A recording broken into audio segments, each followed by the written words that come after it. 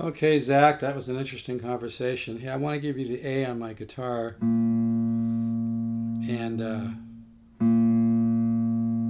may not be right at concert 440 whatever, but I like the way my guitar sounds. It might be a little lower, but anyway, I want to touch bases on some things that might kind of help open the channel.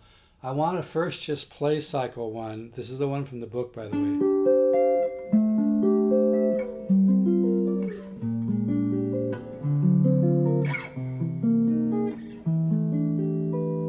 Now, the first chord, Zach, is a four chord, part of chordal harmony, perfect force.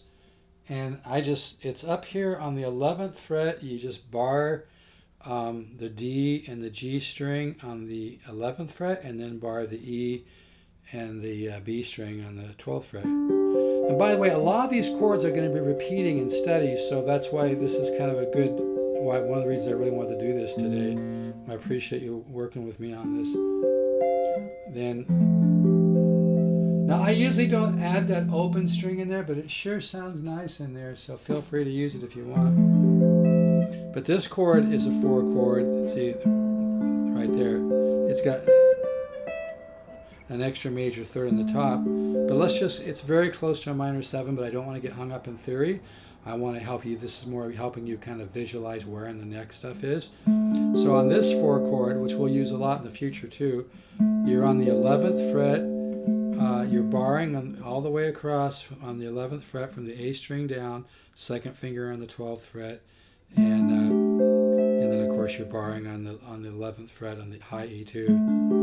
Okay, then you bring that chord down a whole step to the 9th fret. You're barring from the A string of the 9th fret all the way across. Second finger's on the 10th fret on the B string, and the first finger's picking up that high E string on the 9th fret.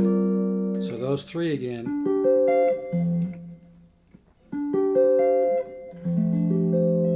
I love that open E in there. And by the way, that alone is something that you should do in other places.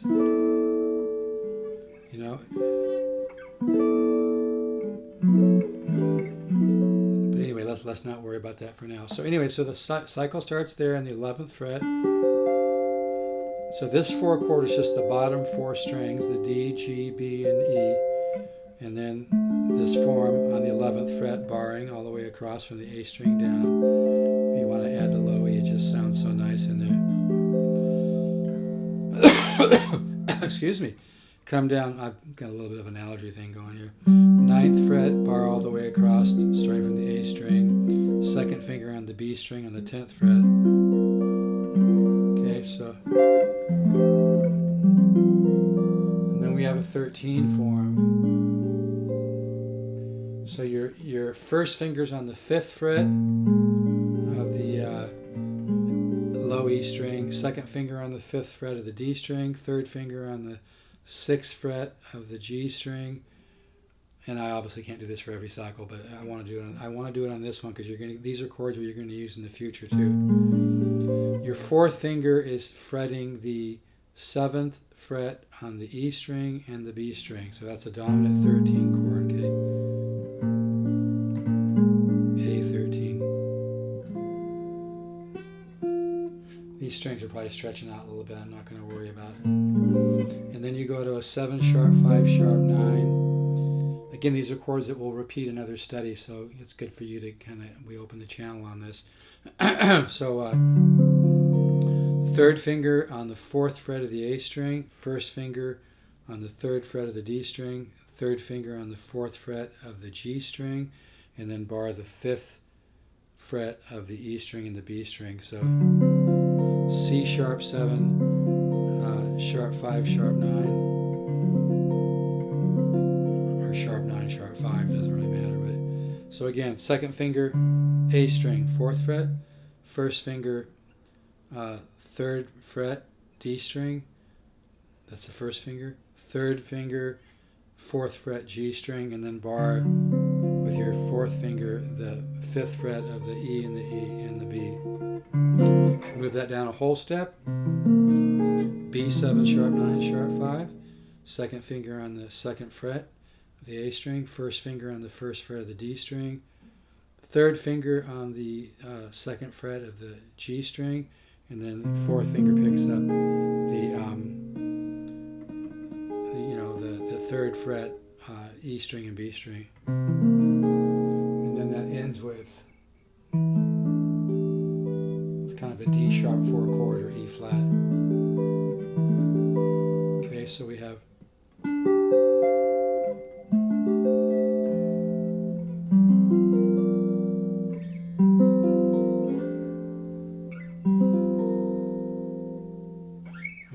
it's so hard for me not to improvise.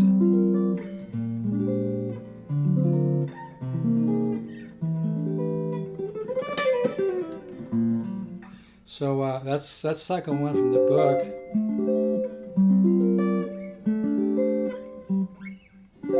I mean, I want to change it. That's the whole point, though, right? Okay, so that's cycle 1 from the book, and the other cycle 1, it sounds like you have a pretty good feel for it, but that first major 7 is on the 5th fret, and then the diminished is up a half step, and the diminished is the second finger on the A string, third finger on the 7th fret of the D string. I think if you need a little coaching on this one, let me know. Kind of want to stick with, I had something else in mind, but and then I want to give you another chord that I want you to work on, because we're going to use it a lot, which is a major 13 flat 5. Such a beautiful color chord. So let's just learn this one on the 5th fret of the low E. So you bar the first, you put your first finger on the 5th fret of the low E, and then your third finger bars the A, D, and G string on the 6th fret, and then your fourth finger picks up the 7th fret, high E and B. Okay, so you have great chord, and move that chord around. That resolves nicely to the major 13. But I don't want to throw too much at you right now, but I just wanted to give you a little something. Like I said, that major 13 chord is something that we can really use a lot. You can also do it just on the bottom 5 strings.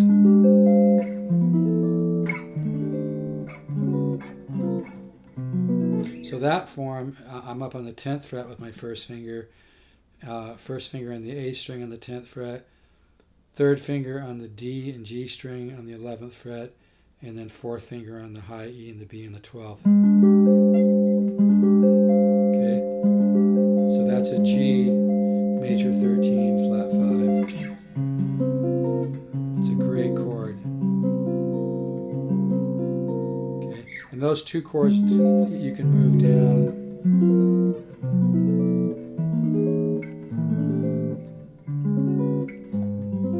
So I'm just starting from the 10th, and then I'm going to the form that uses the low E on the 9th fret, and then 8th fret, first finger on the A string, the other form, then the 7th fret with the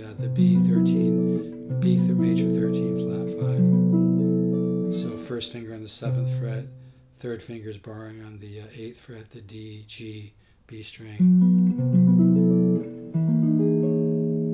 That's on the 6th fret, D sharp major 13 flat 5 to A major 13 flat 5 on the 5th fret with the first finger on the 5th fret of the low E, barring on the 6th fret the D, G, and B string, and then barring the E and the B.